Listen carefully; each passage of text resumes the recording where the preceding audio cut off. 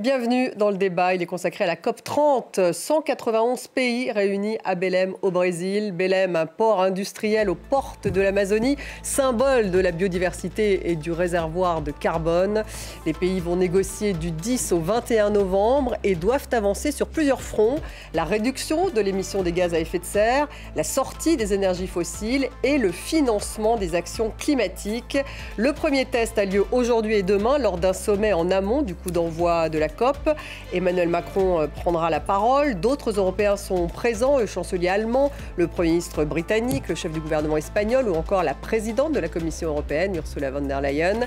La Chine a envoyé son vice-premier ministre. Le grand absent, les États-Unis. Trump n'envoie aucun représentant de haut niveau, mais plus d'une centaine de responsables locaux, gouverneurs ou encore maires américains ont fait le déplacement. Cette COP30 peut-elle être un succès dans le contexte géopolitique d'un retrait des États-Unis de l'accord sur le climat? Comment avancer sur les politiques énergétiques, sur l'énergie renouvelable et l'objectif de sortie des hydrocarbures? Quelle sera la participation financière des pays riches? On va poser toutes ces questions à nos invités. J'ai le plaisir d'avoir à mes côtés Paul Watkinson. Bonsoir. Merci d'être là. Vous êtes ancien négociateur pour la France et membre de l'équipe de la présidence française de la COP21 qui a mené donc l'accord de Paris. C'était il y a 10 ans. Bienvenue à vous. Brice Lalonde, bonsoir. Ancien ministre français de l'Environnement, bienvenue à vous. Yamina Saeb, bonsoir. Vous êtes docteur en ingénierie énergétique et économiste, également autrice du volet 3 du 6e rapport du GIEC sur l'atténuation du changement climatique. Et vous êtes également cofondatrice du World Sufficient Lab. Noémie Roche est avec nous ce soir. Bonsoir Noémie, bonsoir, journaliste environnement de France 24. Avant de démarrer justement cette discussion, je vous propose d'écouter Lula qui s'est exprimé il y a quelques instants.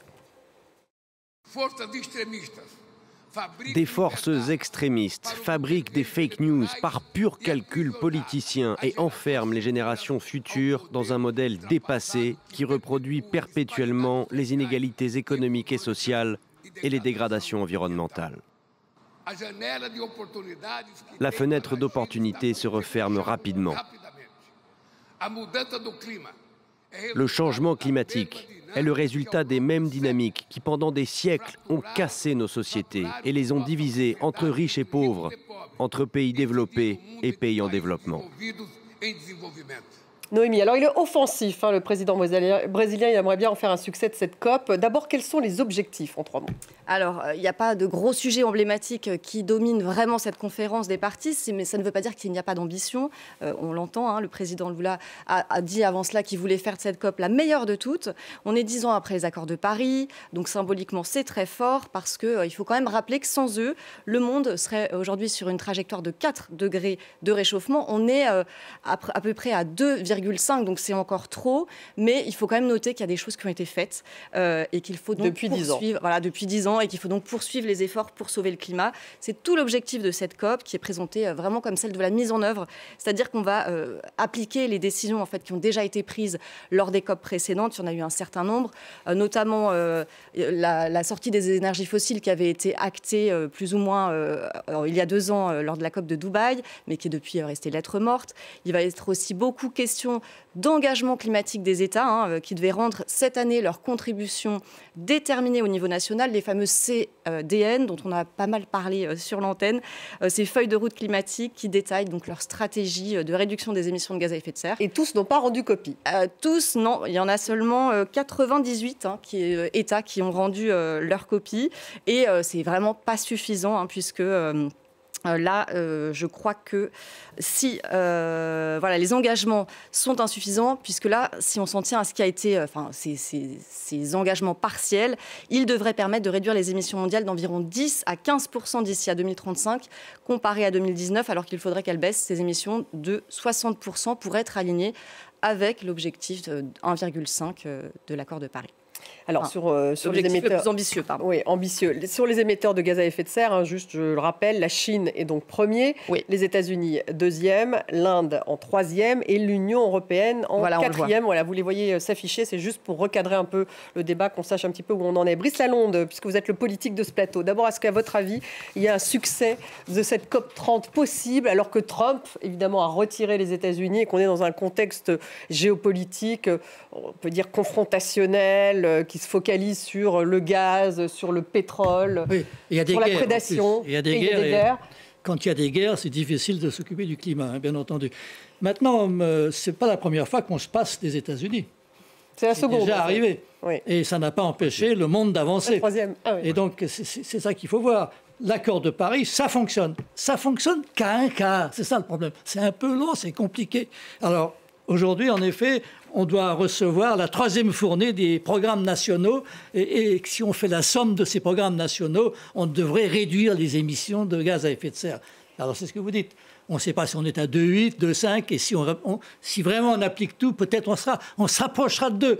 Donc, si vous voulez, la grande question, et je crois que c'est ça vraiment qui nous rassemble tous ici, c'est il faut mettre en œuvre. Il faut arrêter de négocier à l'infini. Parce que, vous savez, avec les négociateurs, ça ne s'arrête jamais. Il y a toujours un truc qu'on a oublié, puis on va commencer à ouvrir un nouveau chapitre. Non, maintenant, il faut appliquer les décisions, et on sait très bien ce qu'il faut faire. C'est l'énergie, c'est l'agriculture. Enfin, allez, essayons de mettre en route vraiment une COP qui passe à l'action.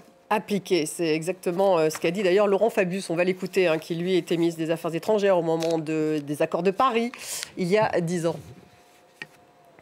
Je résumerai ma pensée sur ce point, notre pensée plutôt, en disant, faisant écho à un slogan qu'on a entendu ici ou là, et je m'exprime en anglais, le mot d'ordre à Belém, ça doit être « implement, baby, implement ». Implement, baby, implement. Bon, implement, baby, Paul Watkinson, il était président de la COP à l'époque. Laurent Fabius, vous faisiez partie des négociateurs, justement, qui négocient toujours et qui ne cessent de négocier. Est-ce qu'il faut, là, frapper du poing sur la table et implement, agir? C'est ça, aujourd'hui, la COP 30?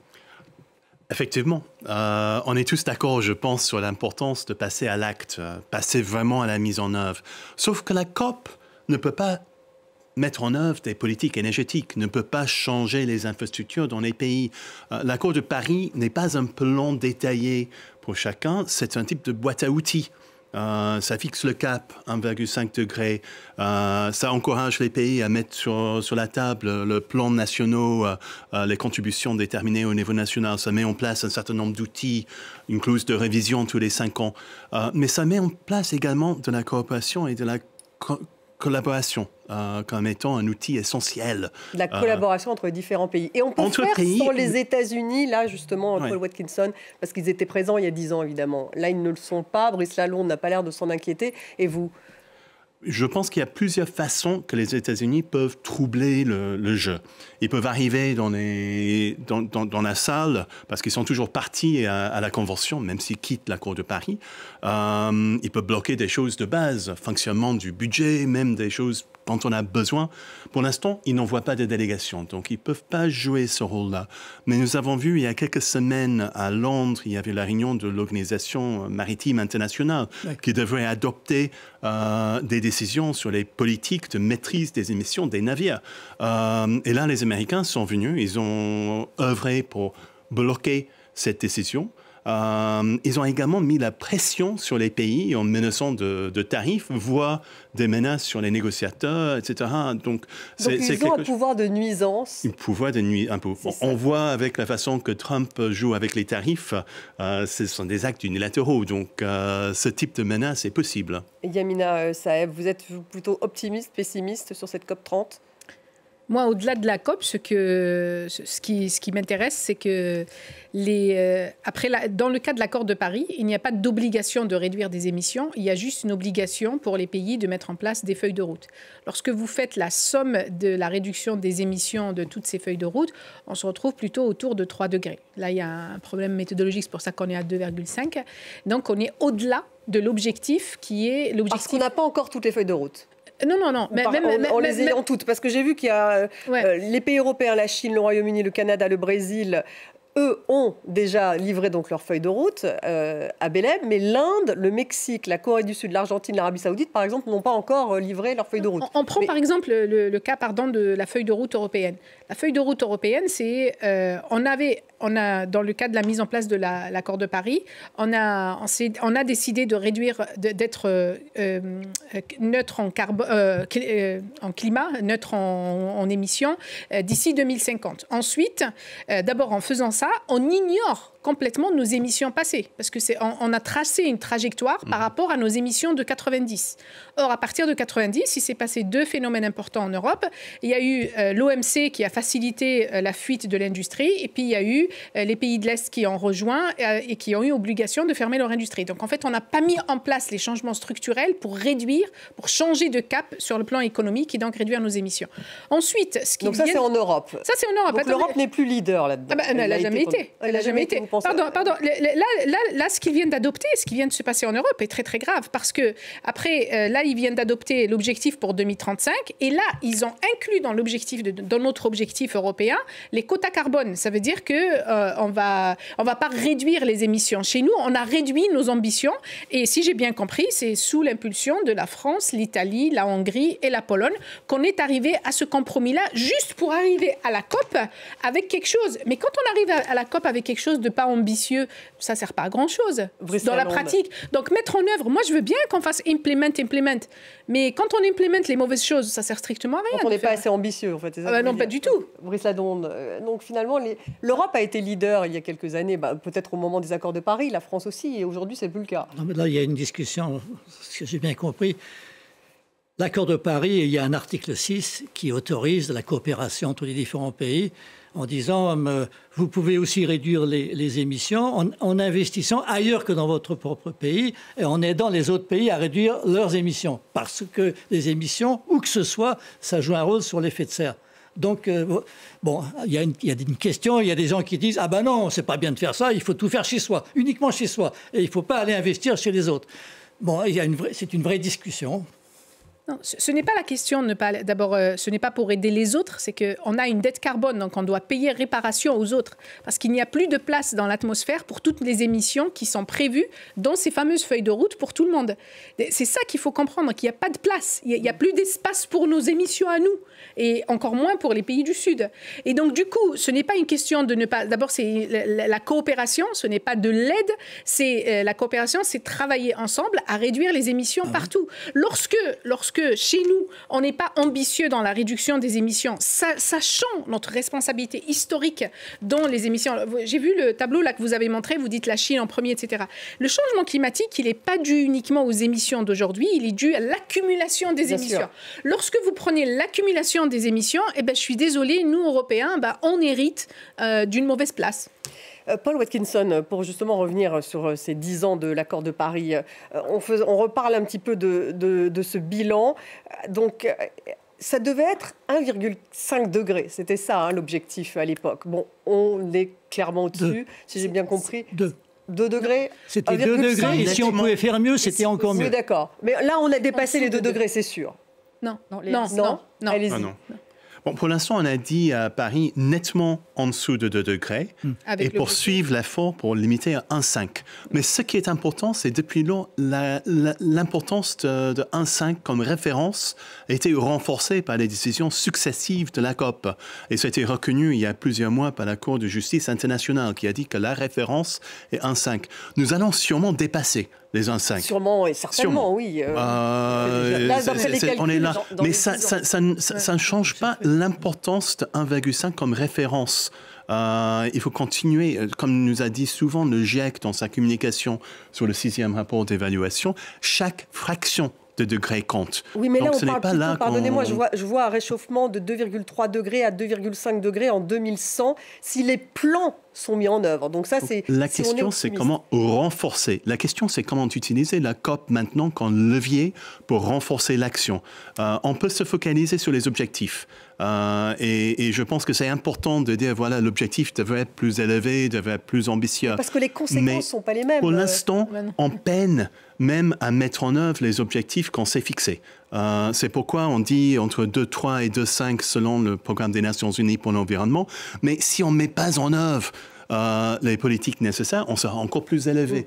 C'est-à-dire que donc cet c'est la accord de mise en œuvre Paris, qui est vraiment critique. en 10 ans, a tout de même évité qu'on arrive à 4 degrés. Parce qu'en fait, c'est ce qui serait passé s'il n'y avait pas eu d'accord de Paris, si on veut quand même regarder les choses de manière positive. Et ça a fait d'autres choses. Regardez les chiffres de l'Agence internationale de l'énergie. On voit maintenant que ce qui est l'investissement dans les énergies propres, dans les renouvelables, c'est maintenant à 2000 milliards. Oui. C'est 2 fois les investissements dans les fossiles. C'est parce que la Chine a décidé d'en faire sa stratégie industrielle. C'est différent. D'investir dans les énergies renouvelables et les technologies. Aujourd'hui, c'est la Chine qui inonde le monde, en particulier les pays du Sud, de technologies dites vertes pour l'énergie. Mais c'est parce que la Chine a décidé, pour des raisons industrielles de compétition, de ne pas rater le virage de l'industrie industrielle du XXIe siècle, d'investir là-dedans. Donc ça ne s'est pas fait, c'est bien d'un point de vue climat, mais ça ne s'est pas fait pour des raisons, on ne peut pas dire que c'est l'accord de Paris qui a fait ça, quoi. Ça va ensemble. C'était le choix de l'accord de Paris et la Chine a fait le choix d'investir dans ces industries, sachant qu'on c'est l'objectif. Ça l'aurait incité. Donc, et la Chine qui a promis d'arriver à son pic d'émissions, son maximum en 2030, elle a peut-être déjà dépassé son maximum et est en train de réduire ses émissions. Donc, parce qu'elle continue à ouvrir encore des centrales à charbon. Enfin, elle ne s'en sert pas. Elle a construit des centrales à charbon au cas où les renouvelables et les éoliennes ne suffisent pas, parce qu'il y a une demande qui croît. Et donc, il faut aussi que la Chine apprenne à être sobre, à ne pas forcément avoir des climatiseurs à 10 degrés Celsius quand il fait très chaud dehors. C'est un peu excessif. Donc là aussi, c'est les grandes voitures, tout ça. Tout le monde est confronté à ça. Donc mais la Chine serait leader, il y a un match entre l'électricité solaire et le pétrole.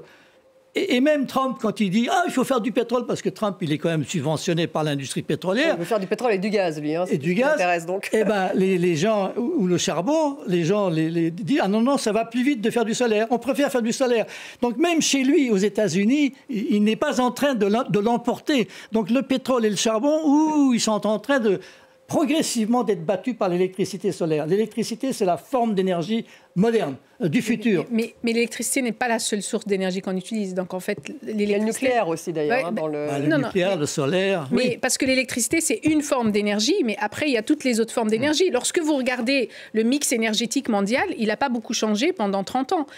Il reste dominé... 80% d'hydrocarbures. Il reste encore dominé par les hydrocarbures. Un mot justement, Noémie, faites-nous un petit point justement sur... Parce que le vrai volet aussi, c'est cette politique énergétique qu'il faut mettre en place, qu'il faut implement, comme dirait Laurent Fabius, avec cette sortie ou pas des énergies fossiles. Ça reste une grande question. On voit que c'est quand même très compliqué. On en est où ?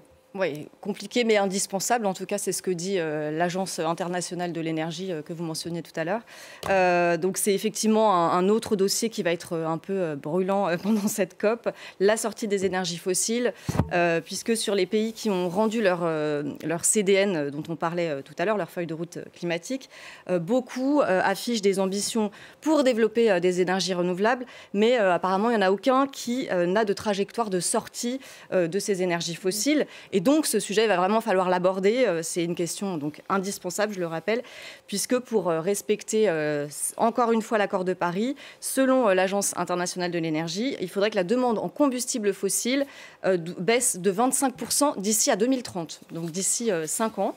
Donc, a priori, pour l'instant, là, l'Union européenne, les petites îles seraient d'accord pour une négociation à ce sujet pendant la COP. Les grands pays producteurs... comme on en a l'habitude, font blocage. Et puis, quand même, quant au Brésil, il y a quand même cette contradiction qu'il faut rappeler du président Lula qui a autorisé le mois dernier l'exploration pétrolière au large de l'Amazone. Alors, Brice Lalonde, c'est ça, en fait, je vous donne la parole aussi, mais le politique, Lula, il parle de la forêt, il veut préserver la forêt amazonienne et en même temps, il a ouvert l'exploitation pétrolière. Il me semble que c'est au bord de l'Amazone. Donc, c'est un peu toute la contradiction en disant on va utiliser l'argent de ces énergies fossiles pour financer de l'énergie propre. Donc, et en même temps, c'est vrai. C'est-à-dire que lorsque vous allez dans un pays construire des centrales solaires ou nucléaires ou éoliennes, à un moment...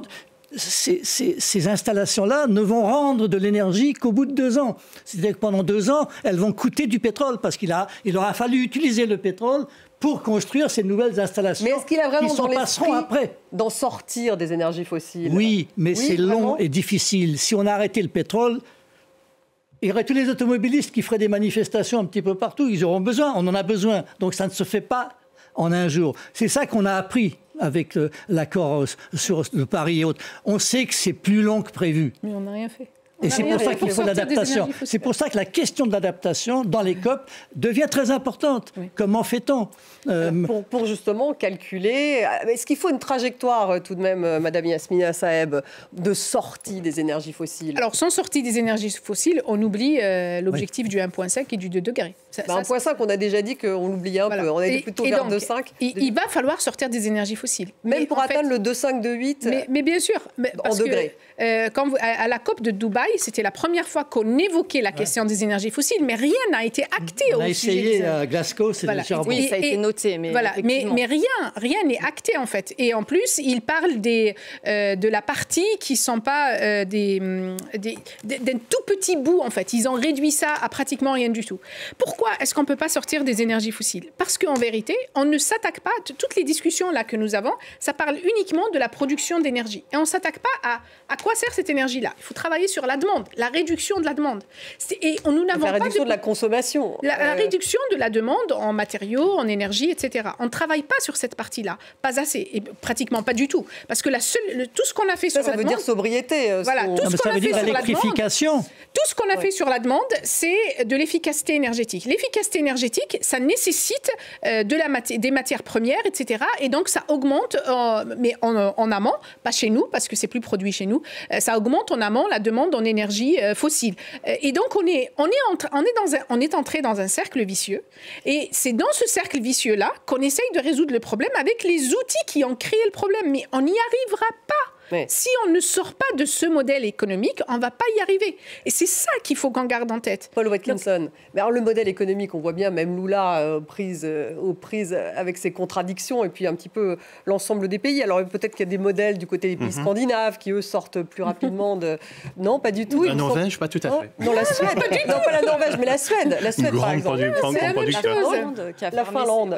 En fait, c'est un peu plus quand même. Mais même chez nous. Comment est-ce qu'on négocie à la COP, en l'occurrence avec cette COP 30, autour de ce retrait de cette fin des énergies fossiles? En fait, ce qu'on a fait à Dubaï, c'est mettre dans un... Excusez-moi, je vous interromps, on me dit que Emmanuel Macron s'exprime en ce moment, on va l'écouter. Les forêts existantes est essentielle, à la fois en Amazonie, le président Petro en a parlé à l'instant, que nous avons en partage quelques-uns autour de cette table, dans le bassin du fleuve Congo, le président Tshisekedi l'a dit tout à l'heure, et je salue tous les pays aussi qui contribuent à cet effort, mais également en Asie du Sud-Est. L'envoyé spécial de l'Indonésie l'a dit, et je vois mon frère de Papouasie-Nouvelle-Guinée de l'autre côté de la table qui participe de cet effort. Et donc on doit vraiment s'assurer de cet effort complet. Face à ça, ce constat, la TFFF apporte des innovations financières importantes, elle mobilise davantage, elle permet d'aller chercher de l'argent privé, ça a été très bien dit par le Premier ministre de Norvège tout à l'heure, et elle doit reposer à la fois sur la science, une analyse, un suivi des résultats. Et donc, je veux ici d'abord apporter le soutien de la France à cette initiative politique. Ensuite, dire que pour nous, il est important que ça repose sur la science et le suivi de l'évolution de la forêt. Et donc, faire travailler nos scientifiques, dédier une partie des montants à une analyse scientifique indépendante et continuer des initiatives comme on l'a pris ces dernières années avec, par exemple, le One Forest Vision, c'est-à-dire avoir une analyse, en particulier à travers l'observation spatiale, de l'évolution de la forêt qui permet de faire le suivi des résultats de ce qu'on mène et de prévenir aussi les déforestations. Deuxième élément, qui est une analyse constante, coût-bénéfice, et qui est une analyse projet par projet, comme l'a dit là aussi le Premier ministre de Suède, de manière importante. Troisième point, qui est une gouvernance exemplaire avec un suivi des décaissements en toute transparence, ex ante, ex post, essentiel pour garantir l'additionnalité et le suivi. Quatrième point, que ce soit décliné par pays, c'est le sens de ce qu'a dit le président Tshisekedi, qui est une appropriation par chaque pays, comme on l'a fait d'ailleurs avec la Papouasie-Nouvelle-Guinée, et donc que ça repose sur des approches One Country Package. Si ces conditions sont remplies et qu'on avance donc sur de telles approches, la France, au-delà du soutien politique, apportera un soutien financier en plus de ce que nous avons commencé avec le président Lula. Il y a quelques mois, nous avons pris l'engagement d'1 milliard d'euros sur l'Amazonie ensemble. L'Agence française de développement a déjà décaissé 400 millions d'euros sur ce milliard pour financer la préservation de la forêt et la bioéconomie.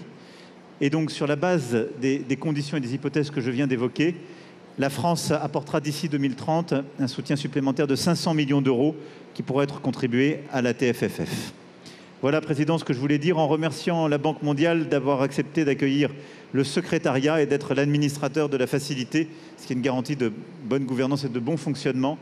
Et vous dire qu'au-delà de ce soutien politique et de cet engagement financier, je crois que nous sommes là aussi pour dire combien le soutien, la préservation de nos forêts, la lutte contre la déforestation sont un enjeu essentiel pour nous tous. Merci, Président. Allez, Emmanuel Macron, donc en direct de Belém, où a lieu donc ce sommet.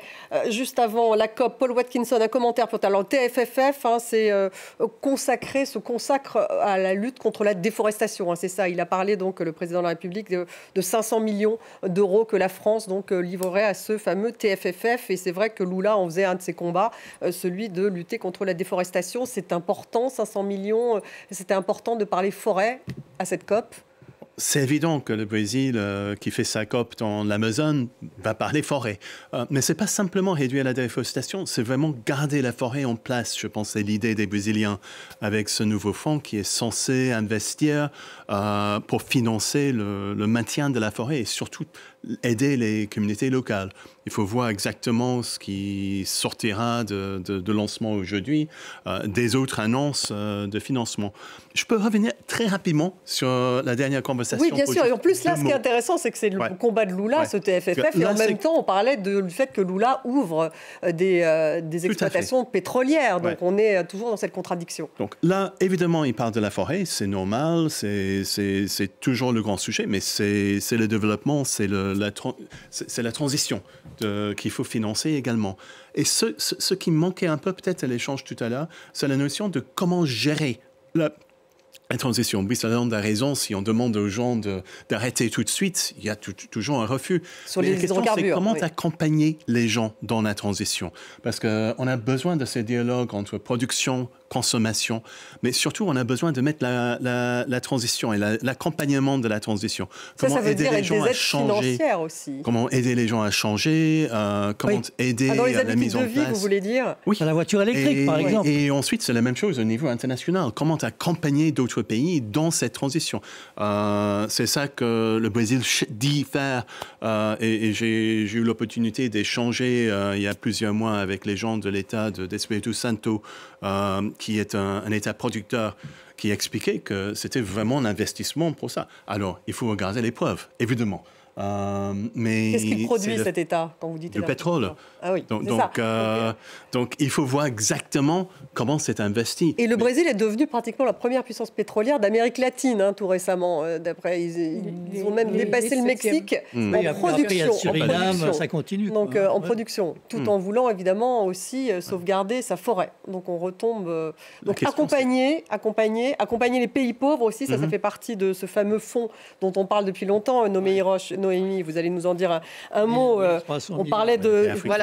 Pardon, oui, voilà, les 300 milliards de dollars par an aux pays en développement. 1300 milliards. Qui doivent devenir 1300 milliards par an pour les pays pauvres dans le cadre de ce fonds.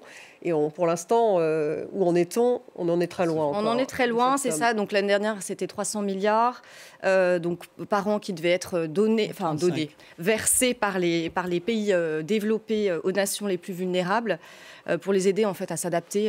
C'est ce dont on parlait, à s'adapter aussi, à changer leur mode de vie et pour financer surtout leur transition énergétique en leur permettant d'investir dans des énergies renouvelables plutôt que de se développer avec du pétrole et du charbon. 300 milliards, c'est quand même 4 fois moins que ce qui était attendu par les pays pauvres qui se sont donc sentis trahis l'année dernière à Bakou, sachant que leurs besoins sont estimés à 3300 milliards de dollars selon un rapport du groupe d'experts indépendants de haut financement sur le 3300 milliards de dollars par an. C'est une estimation de leurs besoins. Voilà. Et donc, mercredi, les présidents de la COP30 et de la COP29 ont publié une feuille de route appelée de Bakou à Belém pour débloquer une enveloppe plus large, donc de 1 300 milliards de dollars par an, à partir de sources publiques diverses, mais aussi privées. Et donc, parmi les pistes envisagées, il y a des taxes de solidarité sur les transactions boursières et obligataires, les émissions liées aux combustibles fossiles, sur certains billets d'avion ou encore sur la taxation des plus riches, des multinationales, des énergies fossiles. Donc, ça va être l'une des missions de cette COP de répondre à toutes ces questions et d'établir cette feuille de route. Brice Lalonde, donc ce financement qui accroît toujours le fossé entre les pays du Nord et les pays du Sud. On retrouve cette même logique depuis. Il faut dire entre les pays pollueurs et les pays qui sont victimes de la pollution. Voilà, qui sont aux premières loges d'ailleurs. Voilà, c'est ça, oui. Voilà. Ce sont les pays qui sont responsables du changement climatique, qui doivent payer, qui ne veulent pas payer, qui freinent des deux pieds, qui doivent payer pour les dégâts qu'ils ont produits ailleurs. Mais pourquoi est-ce que c'est fossé entre les deux ? Dans cette conversation, ce qui est très difficile, c'est que quand on établit un traité, c'est pas simplement pour solder le passé, ce dont vous parlez, c'est aussi pour préparer l'avenir. Et quand vous regardez la courbe des émissions, vous voyez bien que les prochains gros pollueurs, c'est plutôt la Chine, l'Indonésie, l'Inde, etc. Donc il faut préparer à la fois la baisse des émissions de ces pays qui arrivent à un niveau de développement plus important et solder le passé, des responsabilités passées. C'est les deux qu'il faut faire en même temps. Donc ça veut dire que la Chine ne devrait pas forcément avoir ce statut qu'elle peut... Parce qu'a priori, elle devrait participer à ce fonds en finançant, parce que pour l'instant, ce n'est pas le cas. Alors elle commence à être d'accord. Elle commence à être d'accord. Donc elle commence à être d'accord, oui, parce qu'en effet, elle a été pendant très longtemps avec les pays en voie de développement et elle accepte de plus en plus de prendre des responsabilités. Et par ailleurs, quand même, la Chine est en train de pourvoir à l'électrification de l'Afrique avec le solaire. Donc, elle joue un rôle quand même très, très important politiquement. Et donc, la question, c'est aussi une question géopolitique entre les États-Unis et la Chine et l'Europe qui est un peu coincée au milieu. Comment fait-on ? Parce qu'en même temps, on est obligé de défendre notre propre industrie, on est obligé de préparer nous-mêmes nos voitures électriques, nos pompes à chaleur. Il y a une compétition, il y a une concurrence. Voilà. Paul Watkinson, justement sur cette idée de fonds, ce fonds vert, on l'appelait le fonds vert au départ, hein, dans mes souvenirs, un fonds pour aider les pays en développement, et en l'occurrence les pays pauvres, à financer cette transition et à financer le fait qu'eux subissent des dégâts, les dégâts les plus importants qui sont liés au changement climatique, que ce soit les catastrophes climatiques, on le voit tous les jours, en l'occurrence en Afrique, et dans ces îles qui risquent de disparaître littéralement, en l'occurrence parce que les océans... les océans... donc voilà. Swankler, ce n'est pas un grand fonds qui va tout faire. Il y a des fonds. Il y a un fonds vert pour le climat qui a autour de 10 milliards de dollars qui joue un rôle important. Mais c'est la mobilisation... 10 milliards à côté de 3 300 C'est la mobilisation beaucoup plus large. Mais c'est le développement. C'est le rôle des banques de développement. C'est mettre en place des incitations pour diriger l'investissement privé. C'est ça les 300 milliards qui étaient promis à Bakou l'année dernière. C'est pas que du financement public qui transite par un seul fonds. Ça peut être un outil très important. Ça peut cibler des initiatives importantes. Mais est-ce que le privé s'y met vraiment pardonnez-moi, Paul En fait, le privé n'a pas été mobilisé suffisamment. Et la question, c'est comment aller beaucoup plus loin dans cette mobilisation. Parce qu'ils ne trouvent pas encore un intérêt majeur. C'est le retour sur investissement, c'est ça la difficulté. Ouais. Ben non. Mais vous savez, la bataille, c'est une bataille. Vous investissez dans les énergies fossiles, votre retour sur investissement est beaucoup plus important que si vous investissiez dans les énergies renouvelables. Et encore beaucoup plus important si vous investissiez pour réduire la demande. Donc du coup, le privé qui est attiré que par le profit, il va aller investir dans les énergies fossiles. Et tant que cela sera permis, il est impossible d'équilibrer les choses. Il est impossible de passer à une économie sobre. Dans ce modèle économique-là, c'est exclu. Il faut comprendre que ce qui a causé le changement climatique, on ne peut pas résoudre la question climatique avec les outils qui ont causé le changement climatique. C'est pour ça que l'idée de taxer le pétrole, de taxer le charbon, de taxer le gaz naturel, c'est certainement la meilleure idée. Mais ça, c'est déjà le cas, non? Jamais de la vie. Non. C'est le cas en France ou dans certains pays où il y a des taxes sur la consommation de pétrole. Mais il est souvent subventionné dans d'autres pays. C'est évidemment ça qu'il faudrait faire. Vous êtes d'accord, Paul Watkinson? Je pense qu'il y a plusieurs pistes. il y a la piste de ce qu'on appelle souvent du financement innovant. Chercher de nouvelles sources de financement qui complètent ce qui est souvent les carences du financement public. Et on voit pas mal de pays coupés dans l'aide publique en ce moment. Ça n'aide pas dans ce débat. Et puis les États-Unis qui coupent les aides aussi. Mettre en place des prélèvements sur les billets d'avion, d'autres initiatives de ce type-là, ça crée des sources de financement additionnelles. Mais avec tout ça, il faut également avoir des politiques claires. Si on commence à lâcher sur les objectifs ou les politiques de mise en œuvre, bien sûr, ça envoie les mauvais signaux aux investisseurs. Et pour revenir plus précisément sur les problèmes des pays en développement, pour beaucoup de pays en développement, ce n'est pas simplement est-ce que j'investis dans ce sujet ou non, c'est comment j'arrive à avoir accès au capital. Parce que le capital coûte très cher pour les pays en développement. Ils ont des contraintes budgétaires très élevées, très fortes, avec un fort endettement. Et donc, l'accès au financement est un problème. C'est là où le financement public... Vous dites en termes d'emprunt, en termes de capacité d'emprunt, en termes de ça aide à faciliter l'accès au capital en baissant le coût du capital. C'est un peu la façon que la collaboration peut fonctionner. Donc, il y a tout un jeu d'éléments qu'il faut avoir en tête. Mais comment arrivent-ils à peser dans les négociations, ces pays pauvres? Ils n'arrivent pas. Ils n'arrivent pas. C'est pour ça qu'on en est là. Ils n'arrivent pas. Le seul moment où ils sont arrivés, c'était quand il y a eu ces pays-là, pendant l'accord de Paris, ce qu'on appelle aujourd'hui l'accord de Paris. À cette COP-là, les pays des petites îles qui vont disparaître, qui vont être engloutis par les eaux, ils sont arrivés à la dernière minute, ils ont dit, nous, si il n'y a rien du tout qui nous protège, c'est de là que vient le 1.5. Le 1.5, ça a été un objectif politique et pas du tout quelque chose qui vient d'abord de la science. C'est après que la science a regardé c'est quoi le 1.5. Et donc, c'est grâce à ces pays-là qu'on a le 1.5. Donc, ils ont menacé. C'est un petit groupe de pays, mais ils ont menacé de ne pas signer l'accord de Paris. Voilà, c'est le seul moment.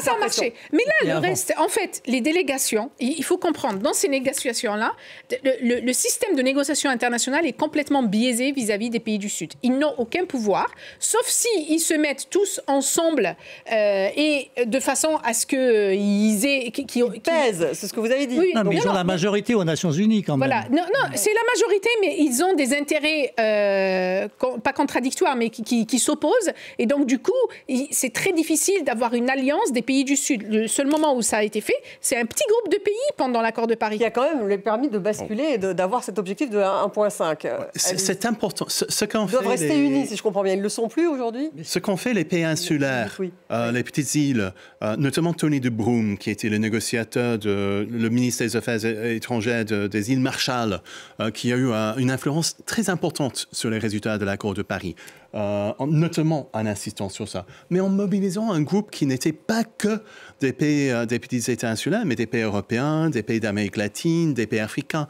Et ce qui compte dans une décision comme l'accord de Paris, c'est un ensemble de questions qui sont traitées ensemble. Et donc, il faut se mettre d'accord sur le paquet. Et ça donne un levier pour chacun d'insérer ses points dans le paquet. Et c'est ça qui a été fait à Paris. C'est ça qui a été fait également dans d'autres négociations lorsqu'on a mis en place le paquet de décisions. Et c'est ça qui pourrait se faire, là, cette fois, à votre avis, au Brésil, Brice Lalonde. Donc ces petits pays, d'ailleurs, ils restent unis. Les petites îles, d'abord, elles sont organisées. Ça s'appelle l'AOSIS. Elles sont très, très bien organisées. Ce sont des acteurs très importants des Nations Unies. Parce que d'abord, il y a beaucoup de petites îles. Il y a beaucoup de petites îles. Il y en a beaucoup de petites îles. Mais ils n'obtiennent pas l'argent qu'ils voudraient. Non, mais on y arrive. Vous ne pouvez pas, d'un seul coup, dans une COP, régler les problèmes du monde entier et du développement du monde entier. En revanche, donc ça avance, si vous voulez, ça avance petit à petit. À chaque jour suffit sa peine, on essaie d'améliorer. Et c'est vrai qu'on se rend compte que c'est pas si simple. C'est vrai que le départ des États-Unis, ça a quand même mis un coup, etc.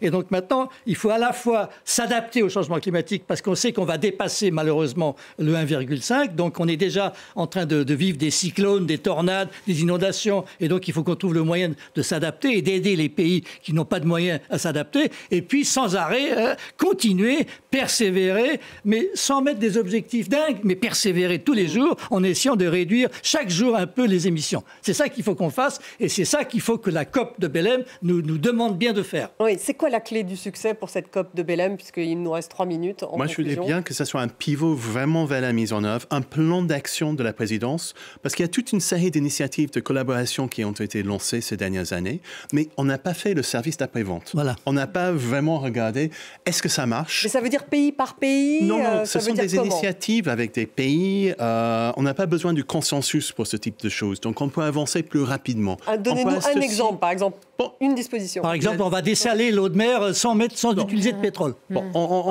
Ça, c'est, oui, et la vôtre, il y a votre une proposition. dizaine d'initiatives, il y a une centaine d'initiatives. La question, c'est mettre de l'ordre dedans, parce que ça a été fait dans une logique de communication lors de ces dernières COP. Donc vous mettriez laquelle en premier? Désalinisation, vous dites, vous? L'hydrogène.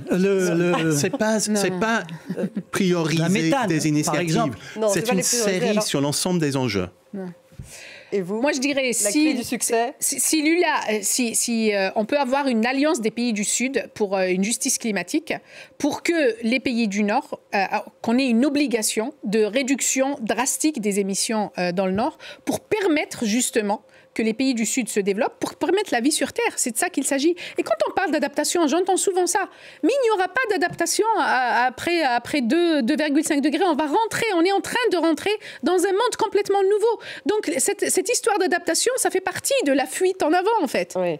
Brice Lalonde, la clé du succès d'une COP 30 au Brésil? La clé du succès, c'est qu'est-ce qu'on fait pour réduire le pétrole? Qu'est-ce qu'on fait pour chauffer les maisons? Qu'est-ce qu'on fait pour faire rouler les bagnoles et les avions, etc. Qu'est-ce qu'on fait jour après jour dans chacun de ces domaines pour que ça s'améliore? Donc là-dessus, vous rejoignez Paul Watkinson. Totalement. Une sorte d'ordre du jour sur combien d'années? C'est surtout quelque chose qui sera géré par la présidence brésilienne, qui doit réunir les gens l'année prochaine, prendre rendez-vous. Et on attend de savoir qui organise la COP dans un an, entre la Turquie et l'Australie, on ne sait pas. Ce sera la Turquie ou l'Australie? Mais on sait pas encore. on a un rendez-vous très important en 2028, qui est le deuxième bilan global de l'accord de Paris, où on fait le point sur l'ensemble de l'avancement. Ça, c'est vraiment la date où on doit prendre rendez-vous. Mais c'est justement là où la présidence brésilienne pourrait jouer un rôle, parce que c'est un pays du Sud, mais un pays du Sud fort, et qui a des ambitions point de vue climatique. Et donc, s'ils arrivent à trouver le moyen de faire une alliance avec les pays du Sud, à ce moment-là, cette COP-là pourrait peut-être, pour une fois, être la COP dont tout le monde rêve. Merci beaucoup Yamina Saeb, Paul Watkinson, Brice Lalonde. Merci Noémie Roche. Voilà ce qu'on pouvait dire sur cette COP 30 qui donc démarre dans 3 jours officiellement à Belém au Brésil. Merci de nous avoir suivis. Merci à tous. Vous la retrouvez cette émission sur les réseaux sociaux, sur YouTube.